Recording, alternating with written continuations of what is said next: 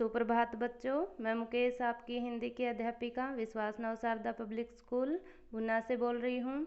जैसा कि पता है, हमने वीडियो के माध्यम से हिंदी की पाठ्य पुस्तक वसंत भाग 2 की पाठ 3 हिमालय की बेटियों का सार पूरा कर लिया था।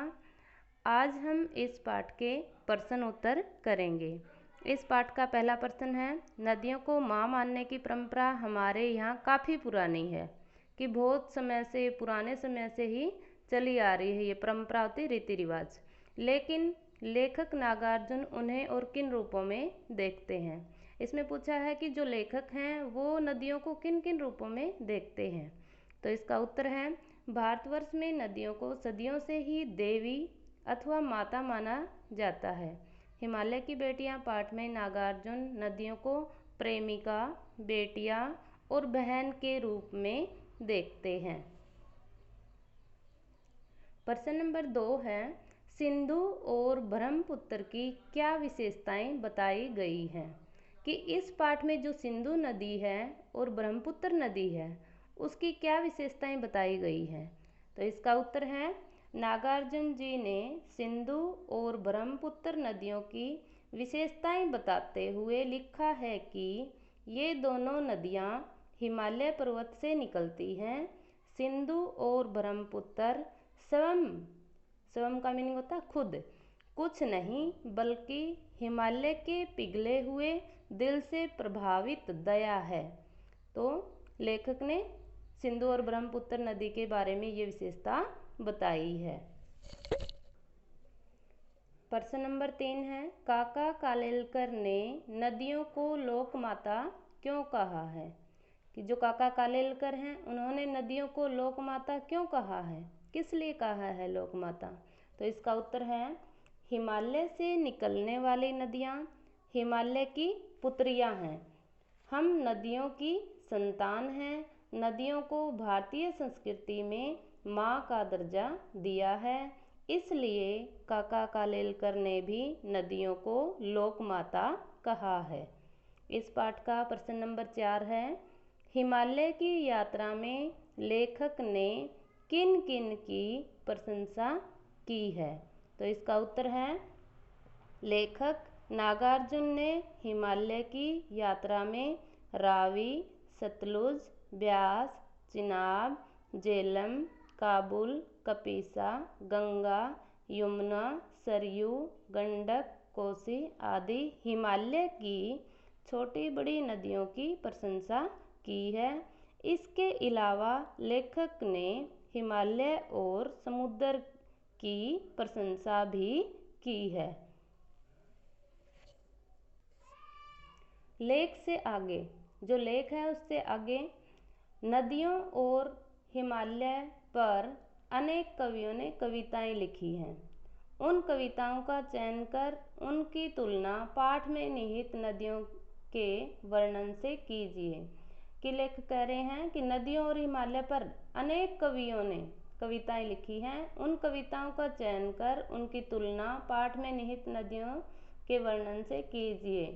कि पाठ में किन किन नदियों का वर्णन आया है और उन नदियों, कौन सी नदी के ऊपर कौन से कवि ने कविता की है। तो ये आप अपने माता पिता की हेल्प से अपने आप सॉल्व कर सकते हो।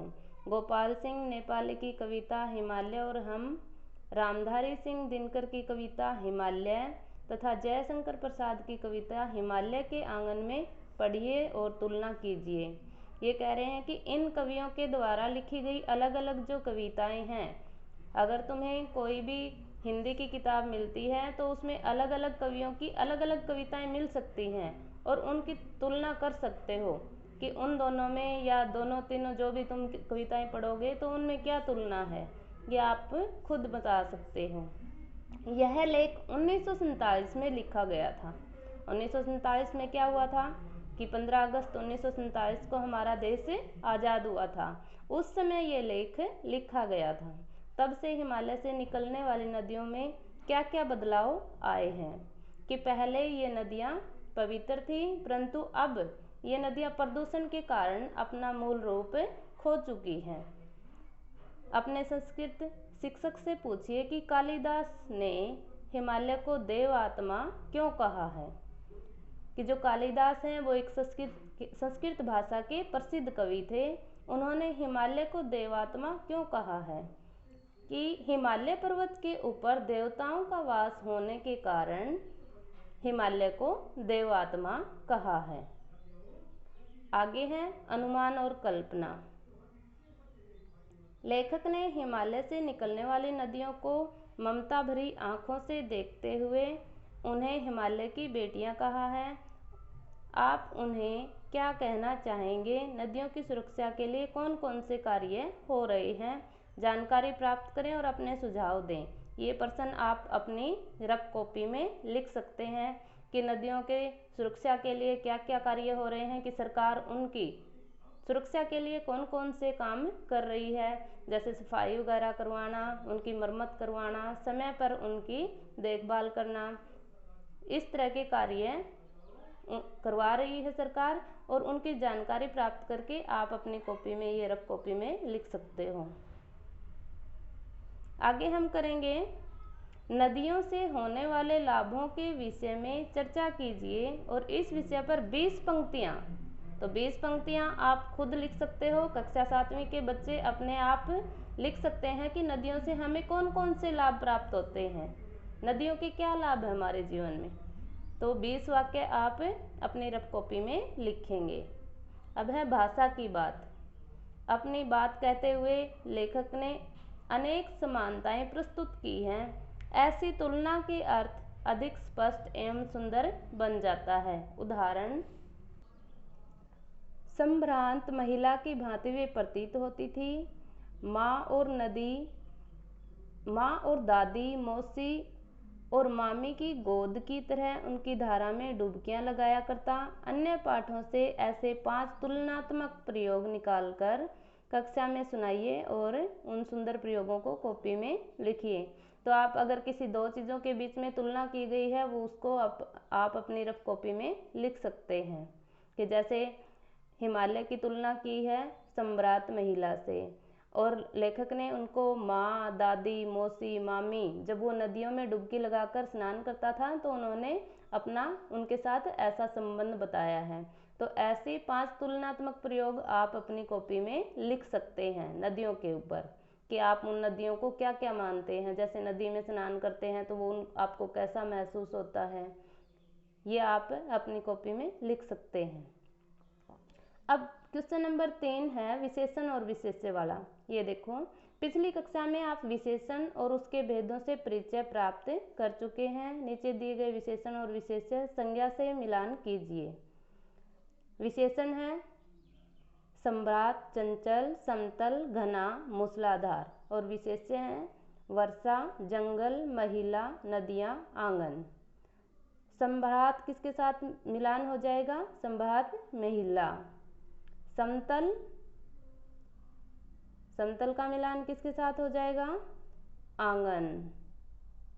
घना, जंगल। मूसलाधार का वर्षा। और चंचल, नदियाँ। प्रश्न नंबर 4 है द्वंद्व समास के दोनों पद प्रधान होते हैं। इस समास में और शब्द का लोप हो जाता है, जैसे राजा, रानी। द्वंद्व समास है जिसका अर्थ है राजा और रानी। पाठ में कई स्थानों पर द्वंद्व समासों का प्रयोग किया गया है। इन्हें खोजकर वर्णमाला क्रम शब्दकोश शैली में लिखिए। जैसे राजा, रानी उदाहरण दिया गया है, उसी तरह भाई, बहन। भाई और बहन के बीच में भी ये चिन्ह आता है जिसका अर्थ होता है भाई और बहन। माता, पिता, माता और पिता। तो इस तरह के जो अक्षर पाठ में आए हैं उनको खोजकर आप अपनी कॉपी में भी लिख सकते हैं। नदी को उल्टा लिखने से दीन होता है। दीन का अर्थ क्या आता है? गरीब, जिसका अर्थ है गरीब। आप भी 5 ऐसे शब्द लिखिए जिसे उल्टा लिखने पर सार्थक, सार्थक का मीनिंग होता है जिसका कोई अर्थ निकले। प्रत्येक शब्द के आगे संज्ञा का नाम भी लिखिए, कि उसमें जब अर्थ निकल जाता है ना, जैसे दीन का अर्थ हो गया गरीब, तो ये कौन सी संज्ञा होगी? गरीब। अब देखो आगे दिया गया है प्रत्येक शब्द के आगे संज्ञा का नाम भी लिखिए। जैसे नदी का दीन, तो ये भाववाचक संज्ञा है। उसी तरह अगर आप 5 शब्द बनाओगे तो वो भी बताइए कि संज्ञा कौन सी है। जैसे संज्ञा के 3 भेद होते हैं, व्यक्तिवाचक, जातिवाचक और भाववाचक। कोई भी 5 शब्द बनाओगे आप, उनके संज्ञा के नाम भी लिखने हैं कि आपने ये कौन सी संज्ञा बनी है। इसके बाद प्रश्न नंबर 6, समय के साथ भाषा बदलती है, शब्द बदलते हैं और उनके रूप बदलते हैं। जैसे जैसे समय बदलता जाता है, भाषा भी बदलती जाती है, शब्द भी बदल जाते हैं और उनके रूप भी बदल जाते हैं। जैसे बेतवा नदी के नाम का दूसरा नाम वेत्रवती है।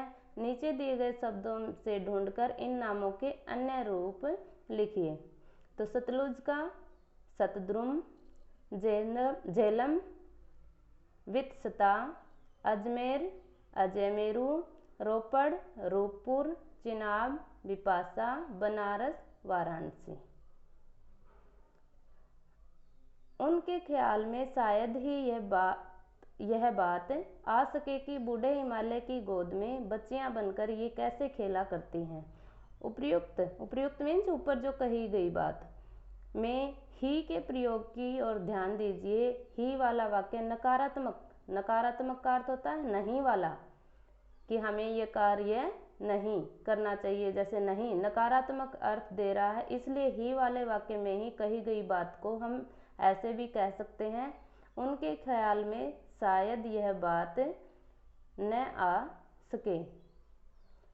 मान लो ही वाले वाक्य में इन्होंने क्या कहा है कि नकारात्मक नहीं वाला अर्थ स्पष्ट होना चाहिए कि शायद ही वह कल आएगा। इस तरह हम कोई भी 5 वाक्य बना सकते हैं। इसी प्रकार नकारात्मक प्रश्नवाचक वाक्य कई बार नहीं के अर्थ में इस्तेमाल नहीं होते हैं। जैसे महात्मा गांधी को कौन नहीं जानता। दोनों प्रकार के वाक्यों के समान 3-3 उदाहरण सोचिए और दृष्टि से उनका विश्लेषण कीजिए।